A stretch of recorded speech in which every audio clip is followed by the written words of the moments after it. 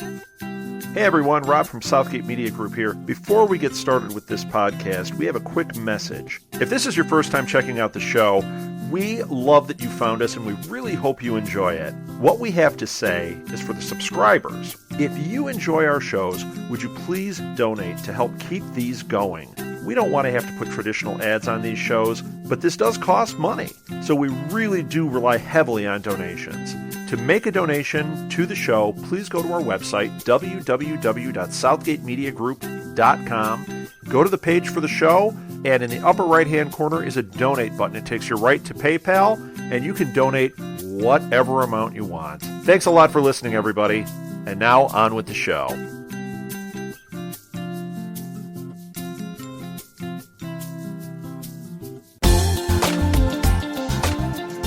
Hey, Rebel Rousers. Welcome back to another edition of Rebellion Reborn. I'm Lil. And I'm Ricky. This episode is basically the theory crafting episode, the culmination of what we've been doing for Heroes Reborn Dark Matter's prequel webisode. So these are like all the things that we've gathered and hope to happen, I guess. Yes. Ricky's like bursting with information for you guys. So this is the prequel kind of series to lead us into Heroes Reborn and like show us what's happened in between the kind of 5 years that it's been off the air. And I think it does quite a good job of like kind of establishing the universe that they're in. Do you? oh yeah, absolutely. I think that the little truther hero bit, aka Mohinder narration 2.0, were really helpful. And even though they were like the cheesy like montages, it actually really was helpful. And I'm like, yes, okay, that's really cool. And it doesn't even like go the whole way through. It's only like the first 3 episodes that they've kind of got in, and then they kind of just go straight into it, which I kind of appreciate as well, because the first 3 are just establishing the world that you're kind of living in now, and the last 3 episodes are just bringing you straight into the action, apart from the occasional recap city in episode 4 or 5, whichever one it is. But yeah. It is, but it's this casual escalation that's going on in the background, and it's like Hero Truth sounding the alarm and, you know, blaring the trumpets, and it's like nobody's listening to him. And I got that thought that maybe June 13th summit was his idea for some reason. I don't know if that's going to turn out to be true or not, though. I don't know, because the way that it seems like June 13th came about was it's Renatus and who organized it for some reason. I think that's what they said, and obviously we believe that Renatus and the company are somehow linked, but you know, I think that Renatus have somehow got their hands on all the Primatech kind of stuff and are just using the information that they can get to try and win the war on technology. They basically just want to, you know, get a leg up on the comp, I guess. But yeah. Yeah, like Renatus definitely is far more interested than Primatech. Well, they ever gave us information about Primatech, so I mean, this is like big deal. They're actually public. They look like a publicly traded company and everything, so it's gonna be really interesting. Yeah, definitely. Yeah, it seems like they're out there as well, because even just from the first episode where you get that kind of YouTube, you can do 5-second commercial kind of thing. Yeah, I think that's really good. Yeah, but Hero Truth has also been out there because he's got his own YouTube channel which you can find, and it's got people showing off their powers kind of, and that kind of works its way into the show as well. And by the show I mean the webisodes. Really cool, all the Easter eggs that were loaded into here, and the definitely plot, and like you just want to root for, you know, Quentin and Phoebe. They're so cute, and I'm glad that she is alive in level 5 2.0. Yeah, maybe, who knows. I think that there's going to have to be something to do with the fact that they're half brother and half sister, and who her father is. I don't know who it is. I'm hoping they kind of answer it and it's not just me clutching at straws here. I was kind of bummed that we kind of only met Cloney McGinty, who is like basically Haitian 2.0. Yeah, definitely. Yeah, but the thing is, we don't really, like, we've just sussed out who he is and what he does from stuff previous. If we hadn't have watched it, if we hadn't have figured everything out, we kind of would have been more intrigued by him, I think. So yeah, it's like if we knew nothing about the Haitian before he started, but if you had gone into it knowing, you know, that what his powers are and kind of stuff like that, I think it would have been not as interesting the first watch, if you get me. So yeah. Well, no, but then again, the Haitian's power is truly intriguing and original. So I would have still been interested. Like, how does it work? Like, really, he can suppress somebody's powers? This guy's just a replicator. Cloney McGinty. He's just a Cloney McGinty, and that's all he does. No, I think obviously he's like a real big. He's described as Erica's right hand man, and obviously because he can just be wherever he wants. It's very Samuel in that one guy in season 4. Yes, Eli, I think his name is Eli. Yeah. Oh yeah, because he plays Malia Tate's dad in Teen Wolf. Fandom collision.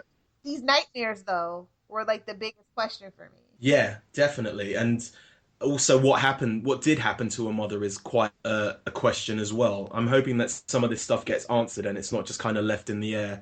We know she's going to be in Heroes Reborn, so hopefully, some of this stuff will be answered, even if it's just in passing, because I want to know. Do you think it's actually really important that Quentin and Phoebe are half brother and half sister? I don't know because it seems like she's been chosen out of everyone. Maybe it's because of her power, or maybe it's because of the influence that her father has. Who knows?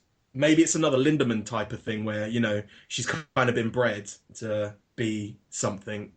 So, we find out that Nikki's power was basically synthetic, and maybe that's Hmm. actually why she developed an actual split personality that had such a twist to it. Hmm. Yeah, maybe. So, I mean, we know that the synthetic things are a thing in the games. Yeah. So, I think her powers are naturally manifested because it's not something that just happened. It's something that happened before. I think her powers have been around for a while because she says she's had them since she. well, since her mom died, basically. So unless maybe her mom died is. Oh, it depends on if they flash back to it, because if there's an eclipse, then obviously her powers get manifested through that. But we'll see. It's just one of those things. We have a girl that can basically control celestial events and stuff too. So I don't know. Yeah. So do you so that obviously the Odessa summit that happened, that was obviously something to do with her. But do you reckon that that's going to have a big inkling on the future of the Heroes Reborn? Like, because obviously we've seen that clip of Melina controlling the celestial nature of the sun in the Antarctic, and maybe it's something that's been left over from Phoebe. Do you know what I'm saying? Maybe that's the kind of end of the world thing that they have to deal with this year. The Huh. fact that something got started by Phoebe on, being controlled by Renatus, and maybe that's the thing that kind of sends the world out of control because there's an eclipse that's there and not going, and people's powers are overloading, or everyone's like getting powers. I like that. I actually have no idea what like their thing is. Is it going to be the stop Renatus? Like, is that the call to action to stop Renatus or what? I don't think so. I think it's something to do with it because it's always a kind of world changing event, and I don't see how Renatus have been doing anything unless they've unintentionally done something to cause the destruction of the world. Well, But yeah. so yeah, we'll see. Let's talk about that computer like not computer simulation, but like that thing that Quentin brings up. When he breaks In into Renatus. we have a lot of things that we can kind of try and build upon because obviously they've got lots of Easter eggs there to like stuff which has happened before, like from Building 26 all the way down to Yamagato Industries. That's all the stuff on the right, but the stuff on the left seems stuff that hasn't happened in anywhere yet, or stuff that they can do offshoots on for like new series, or whether or not they're going to bring them up in the new series. So you've got the Elysian Tower. So far we know that there's the Elysian Tower, there's Gateway, Midian, Project El Dorado, Project Epic, Project Gemini, and Project Tempest. But then you've also got, we know about the Quarry and the Eternal Fortress. What is it that Hero says? I think it's the Eternal Fortress. So we know we've got at least 10 things that we know nothing about, apart from Project Gemini, which we know is part of the computer games. See, Project El Dorado, the only thing I can kind of think of is that kind of cities of gold thing. And that's such a Bob thing, but Bob's gone. But, there can be someone who kind of does that. And Project Tempest, to me, sounds something water based. But you brought up, what did you bring up? That it was, It sounds like a lost Easter egg because we yeah. had some of those as well because Tim Kring and Damon Lindelof were like friends, and he had written on Crossing Jordan, and they shared like kind of a semi-universe with the car rental company. So So yeah, I'm wondering whether or not all this stuff is going to be brought up, or if it's just something for people to kind of break down, like we're doing right here, and read too much into it. well, Project Tempest is also like a open source emulator for Windows. So I don't know. Maybe it's like I mean, they are a tech company and stuff. And I'm wondering if any of the technology that they brought up, like the Globus biotech, if that stuff's going to be brought up, or if it's just in for the actual show, or just in for the webisodes. But yeah, I don't know about you, but I'm really excited about Heroes Reborn. I think this is probably, well, you were saying before we started this that it's one of the best webisodes that Heroes ever done. Globus Biotech is an actual company, so maybe that was a sponsor thing. What? Okay, it's the new Sprint. It's the new Nissan Versa Wait, this doesn't really look like a actual like website thingy. This website. Do you think it's just a Heroes ARG thing? I don't think it is. It's weird. Go to it. It's just globusbiotech.in in India. Ooh, it's in India. Uh-oh. It's got a LinkedIn. Yeah, exactly. No, they're not going to go that deep into this. Like, maybe. Oh man, we are really going deep into the rabbit hole here. Oh no. Come back to us. But no, like it's an actual thing. So I don't know if that was like that's what I was saying. Was it a sponsor?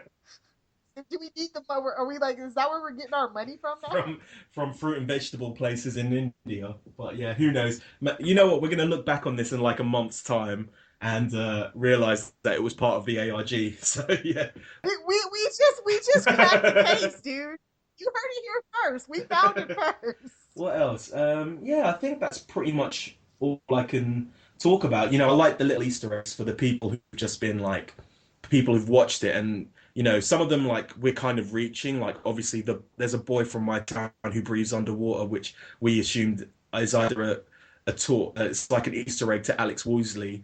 Whether or not that's the case in point, and the same with the guy who can bring the water up to room temperature. But that's really weird because they were saying how there was a guy on the Tonight Show who could do that. That's what they said. So obviously before kind of before Odessa, some heroes had, or by heroes, some people with powers are kind of revered or celebrities. So maybe that's something we'll be seeing.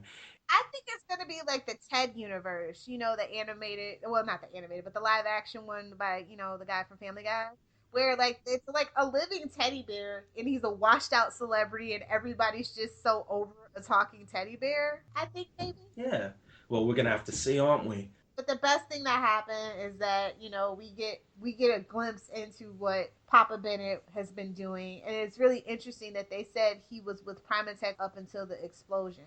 I'm so glad that they brought it back because hopefully, because it makes this podcast kind of relevant in the fact of the name. But yeah, I really love it. So yeah, really great job with it. I mean, I like that it's like very Chronicle vibe. It seems like Zach Crayley's doing quite a lot of the kind of multi-platform stuff. Like he's the kind of lead showrunner on all of them because he wrote all these episodes. I think, like they He also did a lot for Slow Burn, those webisodes. yeah, and they also said that the guys, like, there were going to be some people who were going to, from the show, who were going to write about the game. So I'm wondering whether or not he's going to be in charge of that as well, and if he's going to have an overlying view of all the multi-platform. But, this stuff was really good. It looked really good. And, it just, maybe it's because Heroes has been off the air and we haven't had anything new for like years. But watching this, it got me really hyped for the show coming back,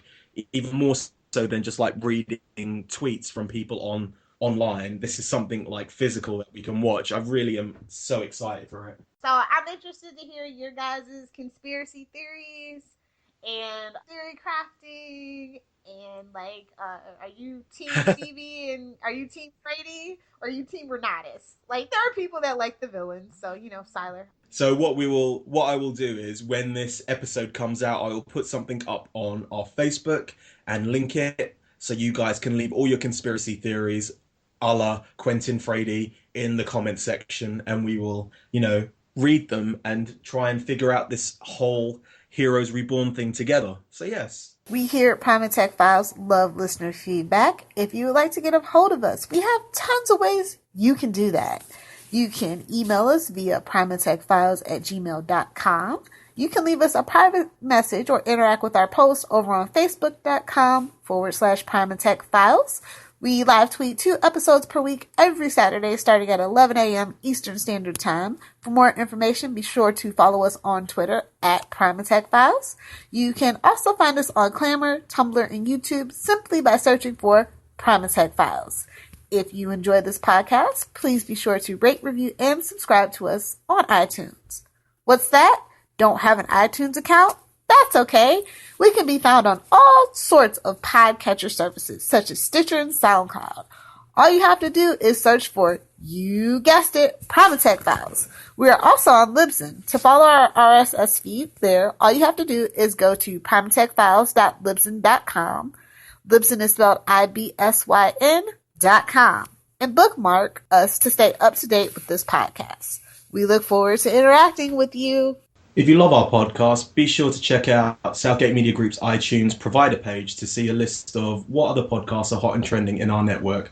Or you can take that one step further and visit southgatemediagroup.com, where you can find a full list of our 80-plus podcasts, along with weekly blogs and information about all the hosts.